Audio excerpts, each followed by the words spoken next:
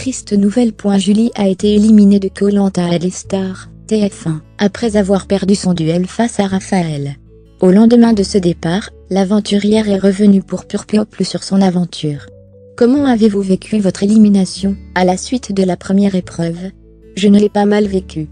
Ce n'était pas une épreuve qui était à mon avantage, car elle réclamait de la force et de la vitesse.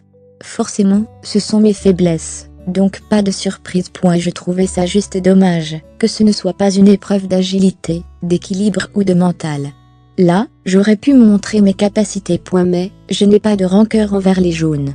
Ils ont dû faire un choix. Comment avez-vous tenu plusieurs jours toute seule sur l'île de l'exil? Grâce à ma positive attitude. Et surtout, j'adore faire l'aventurière, donc c'était génial. Et la journée passait vite. Entre la recherche de nourriture, la construction d'un abri, etc. Je ne voyais pas le temps passer. Forcément, je me suis un peu sentie seule au début. J'avais hâte qu'un aventurier arrive sur l'île. Et quel bonheur de voir arriver Denis Brognard en premier. Mais la solitude était un peu difficile, j'avoue. Qu'avez-vous à répondre aux personnes qui vous jugent moins forte que les autres, et qui ont été surpris de votre victoire face à Chantal?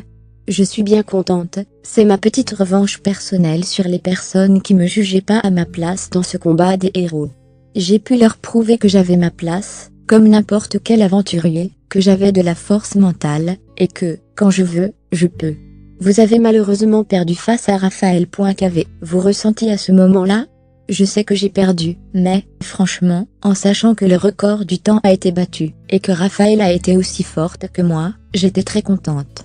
Aucune déception, même si l'aventure s'est terminée. Elle était exceptionnelle. Vous lui avez parlé de votre collier d'immunité. Mais il a un aventurier à qui vous n'auriez pas livré ce petit secret. Je m'étais promis de donner le collier à tout le monde pour lui laisser la chance d'aller au bout. Il faut s'entraider dans la vie. Les jaunes enchaînent les défaites. Pensez-vous qu'il y avait un déséquilibre dans les équipes? Je pense que tous les aventuriers ont des capacités. Mais j'ai tendance à dire que chez les rouges, ça vaut un peu plus qu'un seul homme, rire. Il est très fort, je suis en admiration devant lui. Simplement, c'est vrai que quand on est dans une spirale où on perd tout le temps, le moral en prend un coup. Mais j'espère vraiment qu'ils vont s'en sortir, je ne connais pas la suite de l'aventure. Chez les rouges, j'avais à créer un faux collier pour induire Nathalie en erreur. C'est une chose que vous cautionnez? Je n'aurais pas fait ça, parce que je ne suis pas dans la stratégie. Pour l'instant, c'est un peu rigolo pour lui. Mais, j'espère que ça ne va pas tourner au vinaigre, et que Nathalie ne va pas en souffrir. Ça me fait beaucoup de peine, je ne veux pas que les gens souffrent. Je ne sais pas, surtout qu'à mon retour en France, j'ai beaucoup mangé. J'ai vite grossi. Mais, je peux vous dire qu'on maigrit très vite. Savez-vous combien de kilos vous avez repris? Dans ce cas, je me dis que j'ai au moins 5 kilos en trop. Même si en France, on a tout ce qu'il faut, on est encore en mode survie. On a besoin de manger. J'ai toujours été une femme féminine et tout en rondeur. Je suis comme ça et je pense que ça plaît aussi. Avez-vous pris volontairement du poids avant de partir? Non, vu que j'avais des réserves naturelles, rire.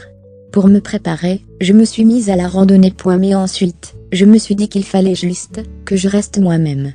Pas trop difficile de retourner à la vie réelle après ça? Le plus compliqué, c'était après le premier Koh-Lanta.